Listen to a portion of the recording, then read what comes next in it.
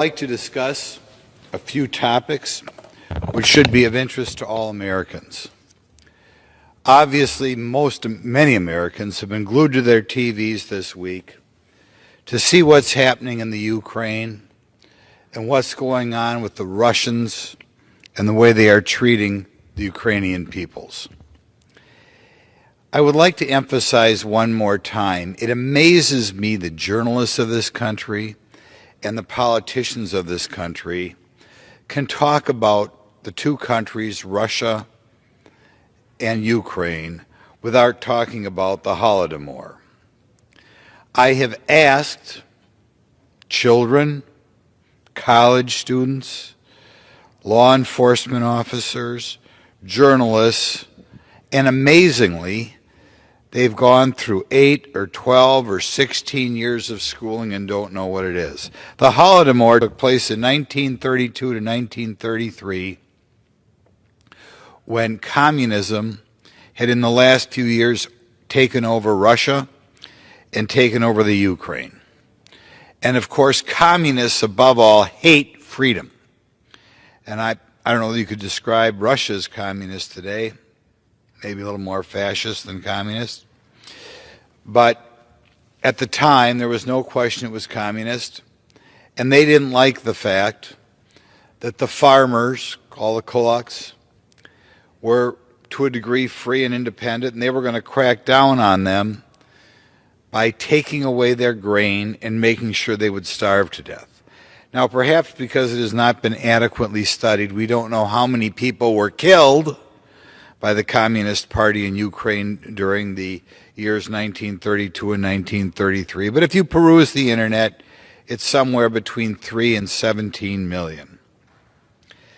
Interestingly, at the same time these people were starving, the person the New York Times put on the case was a guy by the name of Walter Duranty, who we've since admitted they recognized he had some significant flaws in his study, but he managed not to report the starvation. Indeed, readers of the New York Times at that time thought that things were going great in the Soviet Union and that this may well be the wave of the future. And this is what happens when we have people, progressives or whatever you want to call them, who are blind to the inevitable horrible things that happen when you let the hardcore left, or what I'll call the atheistic totalitarian left, take over a country.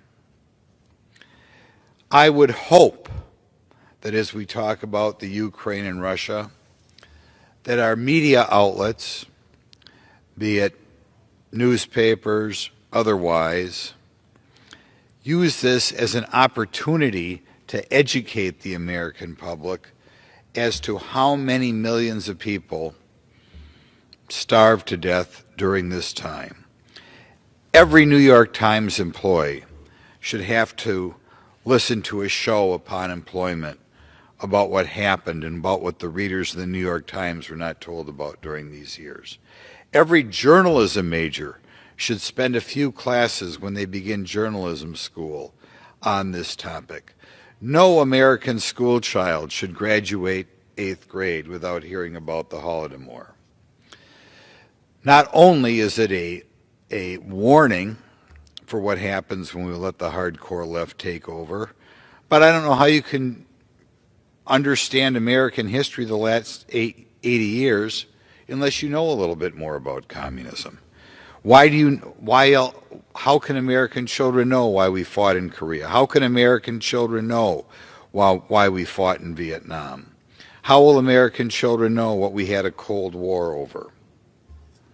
I don't understand how you can talk about Ukraine and Russia without hearing about the first Ukrainian experiences with communism.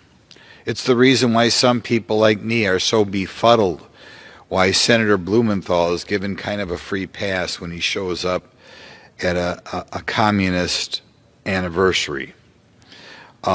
It's why people like me find it so offensive that 2 of the co-founders of Black Lives Matter were Marxists, and that organization is treated with respect.